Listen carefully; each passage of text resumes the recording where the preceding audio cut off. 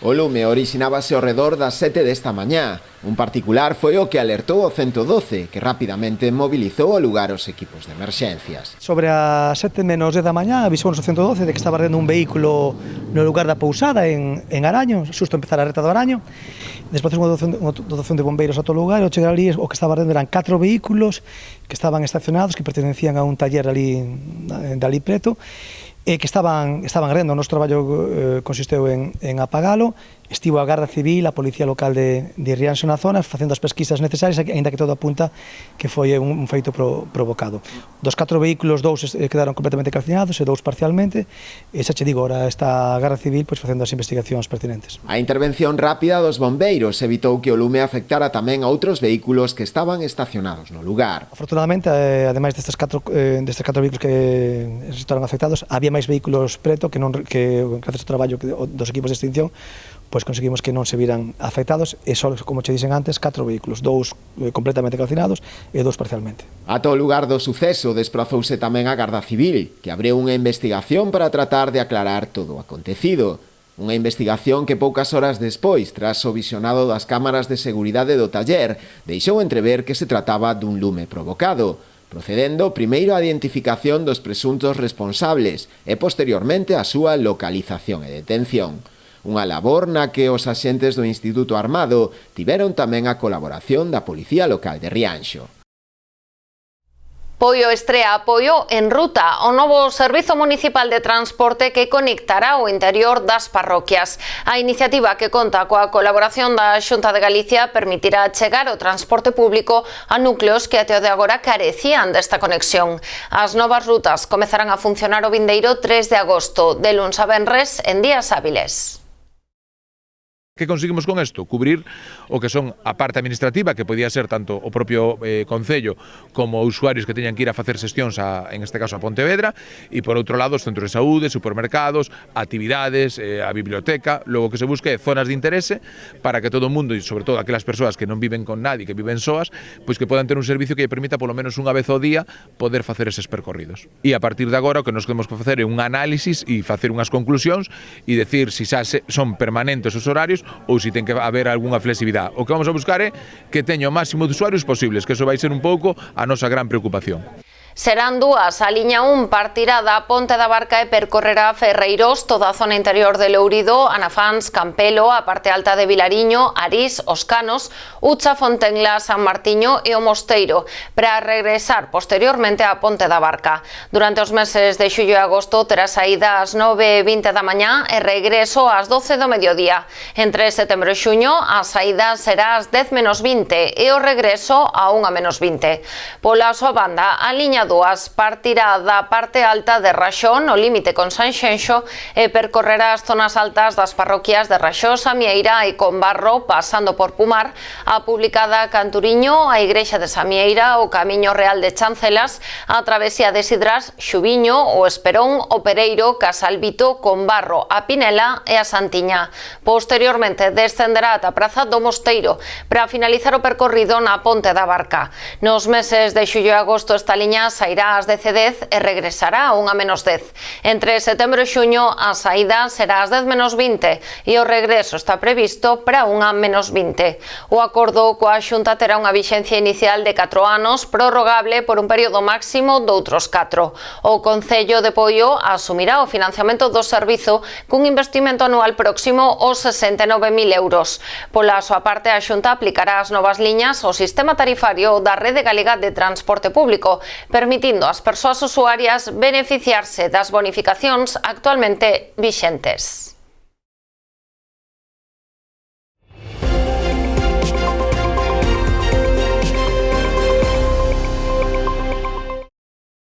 O Concello de Rianxo vende informar do remate das obras de renovación completa da iluminación do paseo marítimo. Neste caso, a terceira e última fase do proxecto, que afectou o tramo comprendido entre a Praia do Pazo e Praia da Torre por un importe duns 40.000 euros. A nova do remate desta actuación sumase o inicio da tramitación doutra, coa licitación da mellora do firme de todo o paseo e os elementos do mobiliario urbano. As obras, que serán executadas en varias fases, comprenderán agora o no treito entre Rinlo e a Praia do Pazo, para continuar posteriormente con outras zonas do paseo. O proxecto conta cun orzamento total de preto dos 228.000 euros. A Deputación da Coruña concedeu máis de 10 millóns de euros en axudas enmarcadas nas distintas áreas do Plan de Emprego Local. Serán un total de 1.510 beneficiarios, entre autónomos, microempresas e PEMES da provincia. Na liña PEL Autónomos mobilizaránse 2,2 millóns de euros que chegarán a 730 profesionais de concellos de menos de 10.000 habitantes. Como novidade, a convocatoria deste ano incorpora axudas para facer fronte ao alugueiro dos centros de traballo, xunto co habitual apoio ao pagamento das cotas á Seguridade Social. Na categoría de emprendemento destinaránse 2,75 millóns á modernización de PEMES e microempresas a través da adquisición de equipos ou dotación de novas tecnoloxías. A liña máis cuantiosa, dotada con 5 millóns de euros, sufragará máis de 500 contratacións na provincia, 342 de nova creación e o mantemento de 162 contratos indefinidos durante un ano máis. Vilagarcía prepárase para seguir a eclipse do 12 de agosto. Faino cunha proposta que se iniciará a media tarde e se estenderá ata as perseidas de medianoite, e todo na praia da Compostela. Así, a celebración comezará con música de ambiente e o reparto das 2.000 gafas protectoras que se distribuirán de balde previa reserva ás 5:30 da tarde. A petición poderá realizarse a partir do mércores día 5 de agosto en ticket.vilagarcía.gal, cun máximo de 5 gafas por solicitude e o requisito de estar empadroado no Concello de Vilagarcía. Ás 7 da tarde, a divulgadora do Observatorio Astronómico da USC, María Brea, comezará a ofrecer información de interese sobre a eclipse solar, así como os consellos para poder admirala de xeito seguro. A Lúa comezará a interpoñerse entre a Terra e o Sol ás 7:30 da tarde. A sombra do satélite irá proxectándose sobre a superficie solar de xeito gradual, chegando a cubrir o máximo o 99,7% no caso de Vilagarcía ás 8:30 da tarde. A partir de aí, a Lúa seguirá desplazándose para volver deixar ver o Sol de forma progresiva. A profesora intervirá de forma intermitente ao longo deste tempo para aportar datos relevantes e comentar os cambios que se van producindo. Brea fixo especial fincapé en prestar atención aos efectos da eclipse tanto no medio como na fauna. A diminución progresiva da luminosidade en tan pouco tempo e fora de ciclo normal produce un sensible descenso da temperatura e provoca cambios no comportamento dos animais, especialmente dos paxaros. A noite do 12 de agosto contará con outro fenómeno astronómico que se poderá admirar dende a Compostela, sempre que o ceo estea limpo de nubes e néboa, a chuvia de estrelas das Perseidas. Tamén estará comentada por Brea. Dende o Concello Vilagarcián desaconsellan ir ao monte para presenciar a eclipse polos riscos que supoñen as pistas forestais e a dificultade de acceso en caso de emerxencia. Tempo para publicidade, voltamos de contado.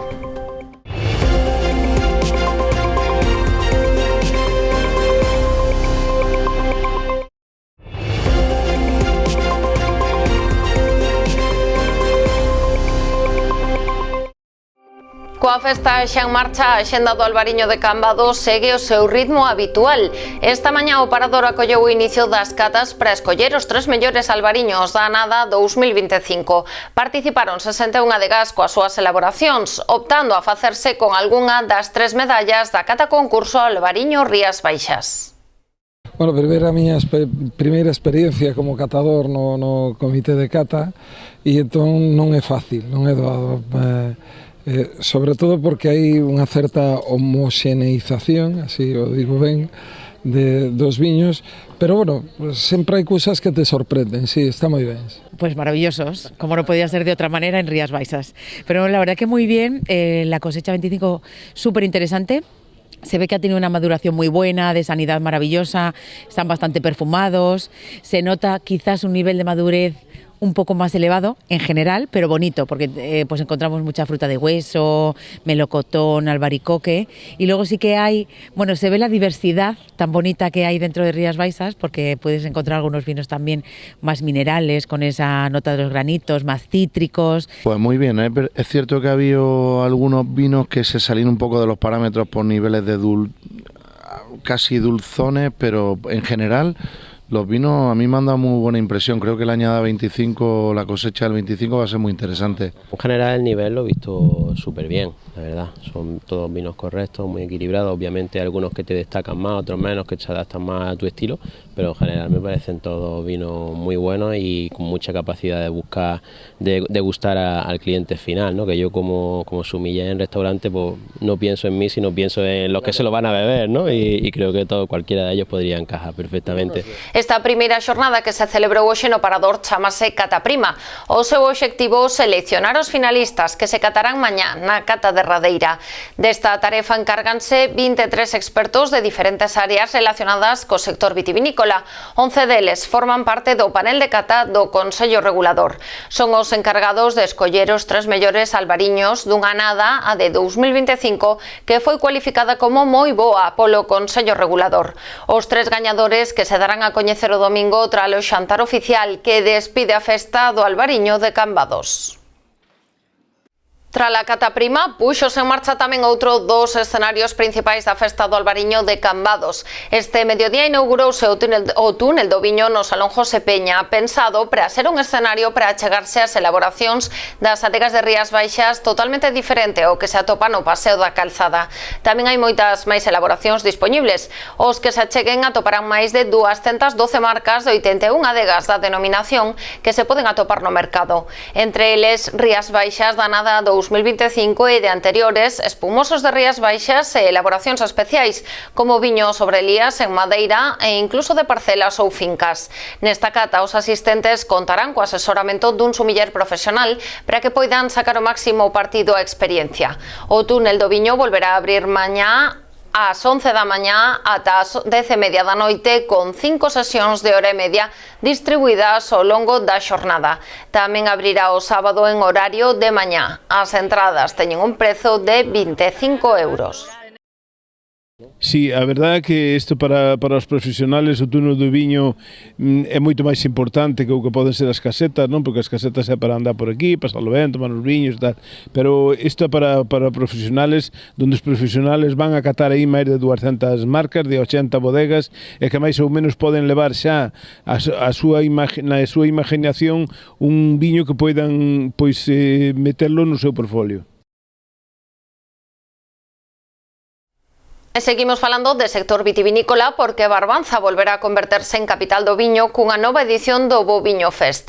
A iniciativa na que participarán 10 adegas recalará nos concellos de Rianxo, A Pobra e Boiro entre o 6 e o 9 de agosto. 10 bodegas participarán na terceira edición do Boviño Fest, que se desenvolverá entre o 6 e o 9 de agosto en varios escenarios do Barbanza. A primeira xornada terá lugar en Rianxo da Man da Adega Cazapitas, cunha ruta enoliteraria, degustación gastronómica e cata comentada. O venres a programación trasladarase á bodega Entre os Ríos da Pobra.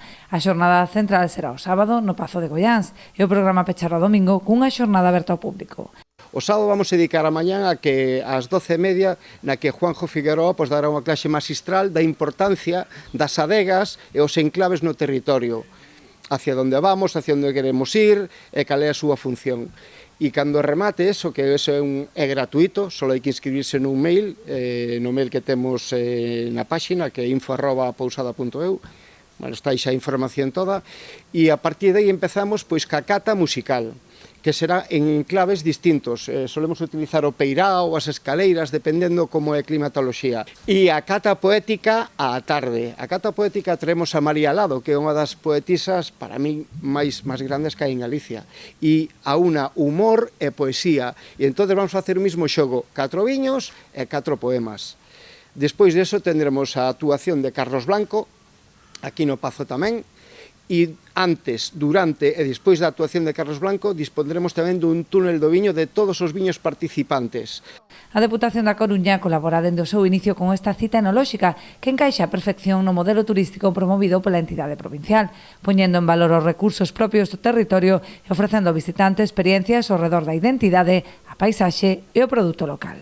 Este evento encaixa perfectamente dentro do que tratamos de facer na Deputación Provincial da Coruña na área de promoción económica e turismo, de falar de territorio, de falar de cultura, no? Ademais aquí falase con mayúsculas, non só se fala de cultura do viño, que xa é moi importante, senón que se fala do resto da cultura con mayúscula. Aquí vai haber música, vai haber experiencias, vai haber humor, vai haber un montón de eventos que ao final contan o que somos, o que queremos ser tamén no futuro e sobre todo o que trata de traer a unha sociedade, a propia, a nosa que vive aquí, a un evento dunha calidade excepcional, pero tamén trata de traer un turismo de calidade que busca algo diferente, non que non busca simplemente usar o territorio, sino que busca ter unha experiencia e coñecer o territorio.